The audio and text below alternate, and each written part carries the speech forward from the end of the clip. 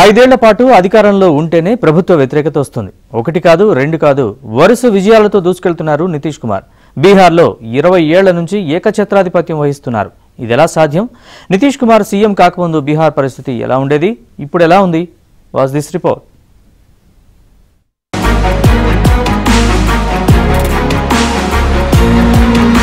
వృద్ధుడైపోయారు, ఇక విషయం లేదు. గెలుపు మహాగఠబంధన్దేనంటూ చాలా మంది విశ్లేషణలు చేశారు. అయితే అవన్నీ తప్పని తేలిపోయింది. బీహారీలో మళ్లీ నితీష్ కుమార్కే పట్టం కట్టారు. అంచనాలను తలకిందులు చేశారు నితీష్ కుమార్. బీహార్ అసెంబ్లీ ఎన్నికల్లో ఎన్డీఏ కూటమి మొత్తం 243 స్థానాలకు గాను 202 సీట్లను కైవసం చేసుకుని అఖండ విజయం సాధించింది. ఈ అఖండ విజయంతో జేడీయూ అధినేత నితీష్ కుమార్ రికార్డు స్థాయిలో 10వసారి ముఖ్యమంత్రి అయ్యారు. బీహార్లో ఎన్డీఏ విజయానికి ఎన్ని కారణాలున్నా ప్రధాన కారణం నితీష్ కుమార్ పనితీరు, కరిష్మా అనే చెప్పాలి. సీట్ల షేరింగ్ నుంచి నితీష్ కుమార్ తన మార్క్ చాటారు. గత ఎన్నికల్లో బీజేపీతో పోలిస్తే చాలా తక్కువ స్థానాల్లోనే విజయం సాధించిన చెరిసగం పోటీ చేసేందుకు బీజేపీ నేతలను ఒప్పించారు నితీష్ కుమార్. ఎక్కడా లుకులకులకు తావు లేకుండా చేశారు. ఎన్డీఏలోని పార్ట్నర్స్ అంతా విజయానికి దోహదపడేలా చేసుకున్నారు. దాని ఫలితమే ఈ ఎన్నికల్లో నేషనల్ డెమోక్రటిక్ అలియన్స్ ఘన విజయం.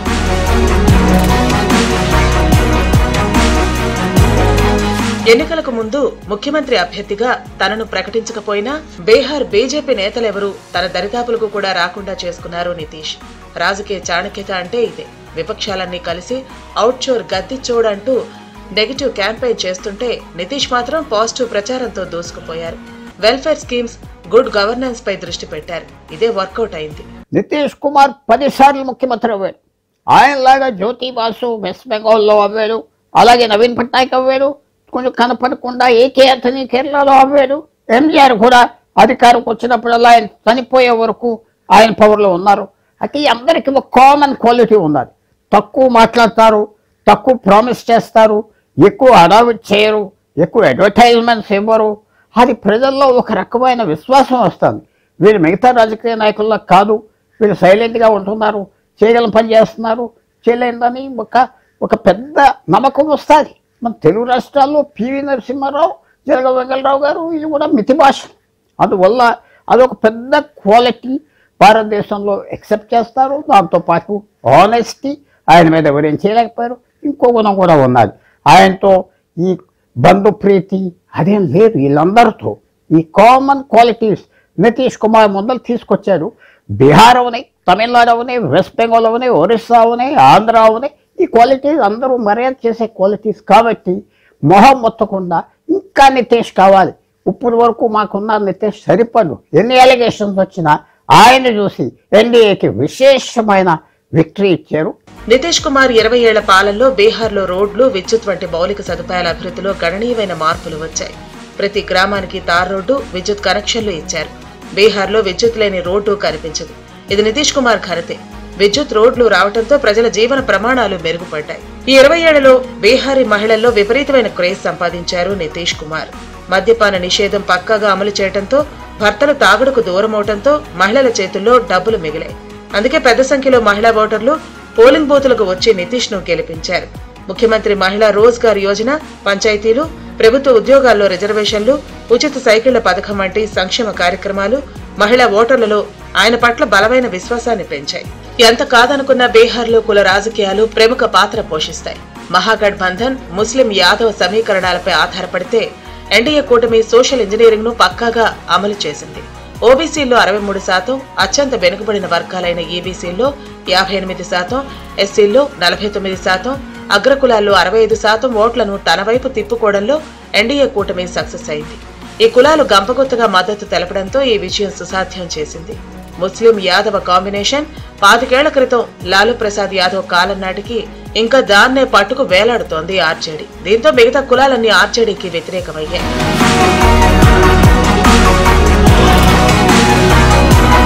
ప్రధానమంత్రి నరేంద్ర మోదీ చరిష్మా, ఆయన ఎన్నికల ప్రచారం ఈసారి బలంగా పనిచేసింది. పహల్గాం ఉగ్రదాడి తర్వాత బీహార్ గడ్డపై నుంచి ప్రధాని మోదీ ఇచ్చిన ఉగ్రవాద వ్యతిరేక సందేశం ఓటర్లలో దేశభక్తి సెంటిమెంట్ ను రగిలించింది.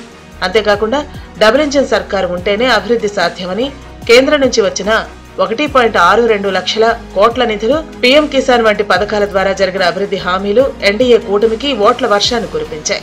సుమారు 20 ఏళ్లుగా అధికారంలో ఉన్నప్పటికీ నితీష్ కు అవినీతి మరకాలేదు.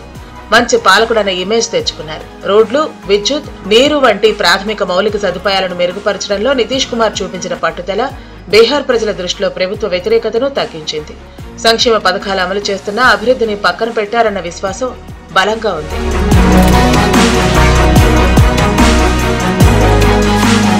(1995 నుంచి 2005 మధ్య ఆర్జేడీ పాలనను జంగిల్ రాజ్ అనేవారు. నాటుసారా మధ్య ఏరులై పారేది.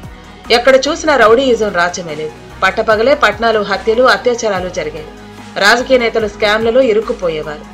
అందుకే ఆర్జేడీ మళ్లీ అధికారంలోకి వస్తే బీహార్లో అవినీతి, దోపిడీలు, నేరాలు పెరుగుతాయని ఎన్డీఏ విస్తృతంగా ఎన్నికల్లో ప్రచారం చేసింది. సుస్థిర పాలన కావాలా లేక అరాచకం కావాలా అంటూ చేసిన ప్రచారం బాగా ఆకట్టుకుంది. साथियों, बिहार की तेज प्रगति के लिए जो लॉन्चिंग पैड चाहिए वो नीतीश जी के प्रयासों से तैयार हो चुका है. अब एनडीए को मिलकर बिहार को तरक्की की नई बुलंदी देनी है. मुझे बिहार के नौजवानों पर भरोसा है. हम सभी मिलकर बिहार का प्राचीन गौरव फिर लौटाएंगे. बिहार को विकसित भारत का मजबूत इंजन बनाएंगे.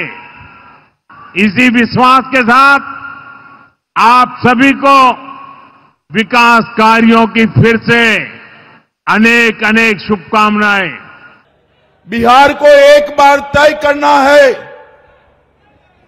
बिहार को एक बार तय करना है कि हमें लालू रबड़ी के जंगल राज की ओर जाना है या मोदी जी और नीतीश कुमार के विकास के रास्ते पर जाना है.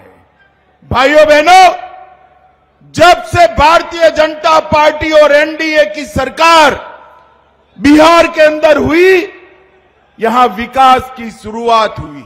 ఎన్డీఏలో ప్రధాన పార్టీలైన బీజేపీ, జేడీయూల మధ్య ఉన్న సమన్వయం మహాగఠబంధన్లోని ఆర్జేడీ, కాంగ్రెస్ పార్టీల మధ్య లేకపోవడం, పట్టణ ఓటర్లు, యువతపై బీజేపీ దృష్టి పెడితే గ్రామీణ బీహార్ మహిళలు, కుర్మి, అహిర్ సమాజంపై జేడీయూ ఫోకస్ పెట్టింది. చిన్న పార్టీలను కూడా చేజారకుండా చూసుకుని ఐక్యతతో ముందుకు సాగటం నితీష్ కుమార్ కు బాగా కలిసొస్తోంది. అందుకే ఆర్జేడీ కూటమి ఎన్ని హామీలు గుప్పించినా ప్రజలు మాత్రం ఎన్డీఏకే ఓటేశారు. నితీష్ కుమార్ హయాంలో లా అండ్ ఆర్డర్ బాగా మెరుగుపడింది. స్కూల్స్ ప్రతిరోజు పనిచేయడం ప్రారంభించాయి. వేలాది కాంట్రాక్టు టీచర్లను క్రమబద్ధీకరించారు నితీష్ కుమార్.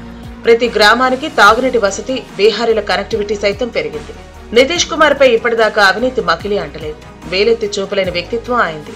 నమ్మిన విలువలను పాటించడంలో ఎంత కఠినంగా ఉంటారో రాజకీయ వ్యూహాలను అమలు చేసి ప్రత్యర్థులను చిత్తు చేయడంలోనూ అంతే సమర్థతతో వ్యవహరిస్తారు.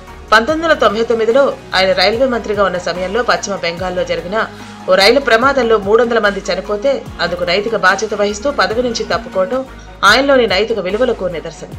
కుమారుడు ఉన్న వారసత్వ రాజకీయాలను ప్రోత్సహించబోనని స్పష్టం చేశారు నితీష్. आप समझ रहे हैं कितनी बड़ी बात. यहां से आपको बताया गया है कि सीतामढ़ी से दिल्ली तक एक तो लोगों को चलाने के लिए गाड़ी से उसके लिए काम कर रहे हैं. सरकार ने किया, केंद्र सरकार ने, और आप आज भी आकर के लोगों के हित में कितना अच्छा काम किए और सब जगह एक एक चीज आप लोगों ने देखा है. इसके लिए मैं उनका नमन करता हूं. और यहां पर उपस्थित जितने भी लोग हैं, केंद्र के मंत्री, हमारे बिहार के उप मुख्यमंत्री और मंत्रीगण, अन्य सभी एमएलए, एमपी, सब तरह के एमएलसी. నితీష్ రాజకీయ జీవితం 50 ఏళ్ల క్రితం విద్యార్థి సంఘాలతో మొదలైంది. నాటి ప్రముఖ నేత జయప్రకాష్ నారాయణ్ ప్రారంభించిన దేశవ్యాప్త ఉద్యమంలోనూ చురుకైన పాత్ర పోషించారు. జేపీ, రామ్ మనోహర్ లోహియా, ఎస్ఎస్ సిన్హా, కర్పూరి ఠాకూర్ వంటి సోషలిస్టు దిగ్గజాల నుంచి రాజకీయాలు నేర్చుకున్నారు. బీహార్ ఇంజనీరింగ్ కళాశాల నుంచి ఎలక్ట్రికల్ ఇంజనీరింగ్ లో పట్టా తీసుకున్న నితీష్ ఆ తర్వాత రాష్ట్ర విద్యుత్ బోర్డులో కొంతకాలం పాటు ఉద్యోగం చేశారు. రాజకీయాల పట్ల ఆసక్తితో ఉద్యోగాన్ని వదిలేసి రాజకీయాల్లోకి ప్రవేశించారు. తొలుత 2 సార్లు ఓటమి చవిచూసినా వెనకడుగు వేయలేదు. 1985లో జరిగిన ఎన్నికల్లో గెలిచి అసెంబ్లీలో తొలిసారి అడుగుపెట్టారు.